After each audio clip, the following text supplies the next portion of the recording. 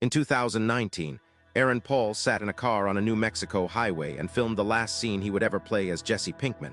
And when Vince Gilligan called cut, Paul broke down crying on the side of the road because he genuinely did not know if Jesse deserved to survive.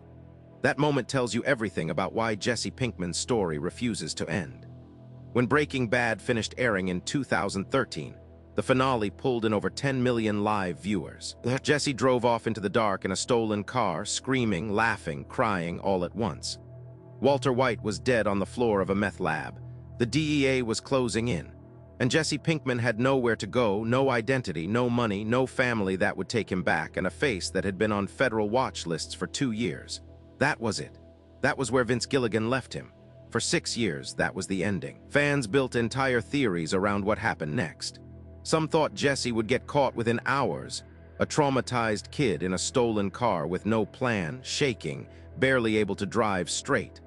Some thought he made it to Alaska.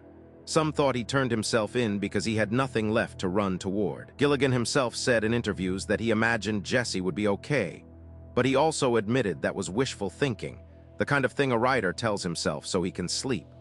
The truth is, Jesse Pinkman had almost nothing going for him the moment those gates opened. Think about what he actually had.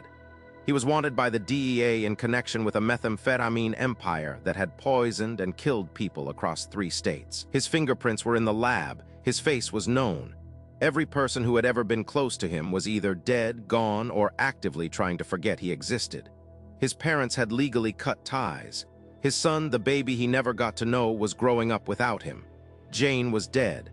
Andrea was dead. Brock was alive but would never see him again. And physically, Jesse had been held in a cage underground for months, beaten regularly, forced to cook meth under the threat of watching more people die. He drove away from the Aryan Brotherhood compound in Jack Welker's El Camino with nothing but the clothes on his back and whatever was left of his mind. That is where El Camino begins. Gilligan announced the film in secret. Netflix dropped a teaser on a Tuesday night in September 2019 with almost no warning. Just a black screen, a car engine, and Aaron Paul's voice. Within 48 hours, the trailer had been watched over 17 million times.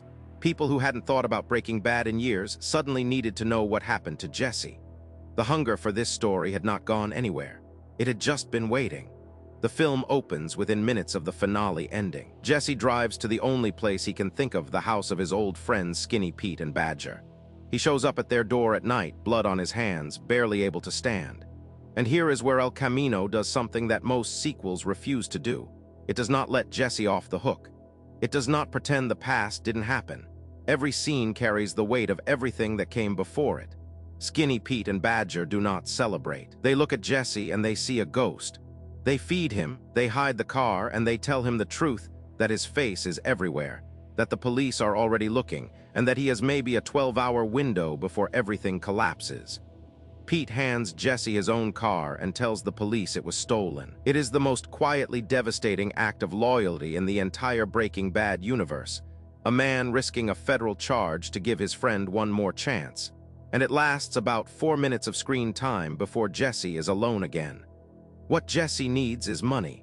Real money. Enough to buy a new identity from the man who helped Walter White disappear.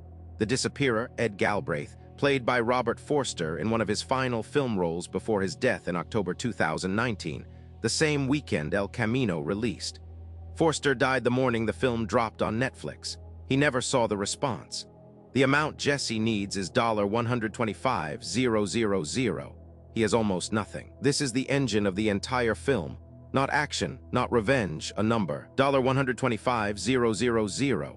Jesse knows of one place the money might exist, the apartment of Todd Alquist, the sociopathic enforcer who had kept Jesse as a slave, who had shot Andrea in the back of the head while Jesse watched through a car window with his hands zip-tied, unable to do anything, unable to even look away.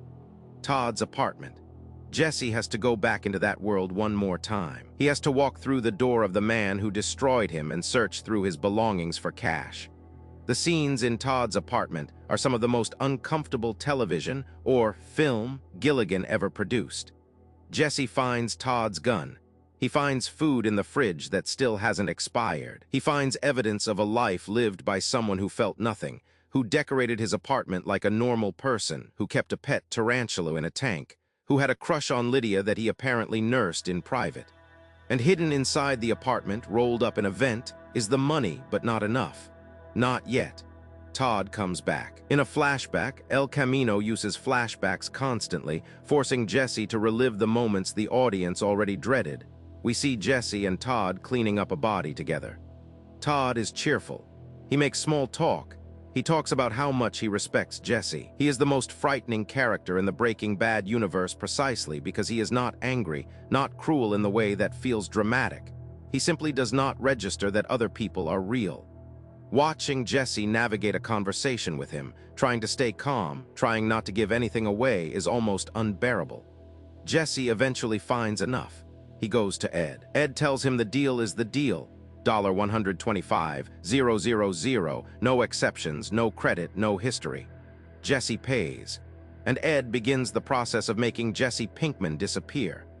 The final sequence of the film is Jesse driving north through open land toward Alaska. There is a letter he has written to Brock, Andrea's son, the boy Jesse genuinely loved, the boy who had no idea that the man who used to bring him presents and play video games with him was also the reason his mother was dead.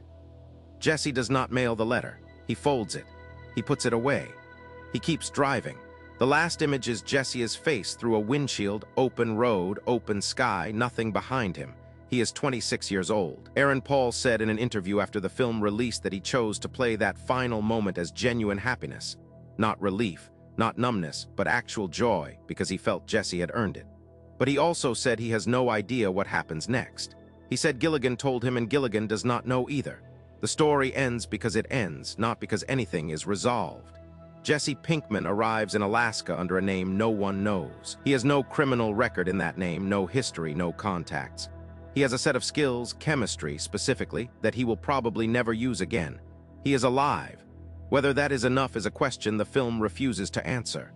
What is known is this: Ed Galbraith, the man who gave Jesse his new life, was himself arrested and charged in a federal investigation referenced in Better Call Saul. The network that made people disappear did not last forever. Whether any of that ever reached Jesse Pinkman, somewhere in Alaska, under a name nobody watching the show will ever know, that question has no answer. Gilligan has never provided one. He has said he does not plan to. Jesse Pinkman is out there.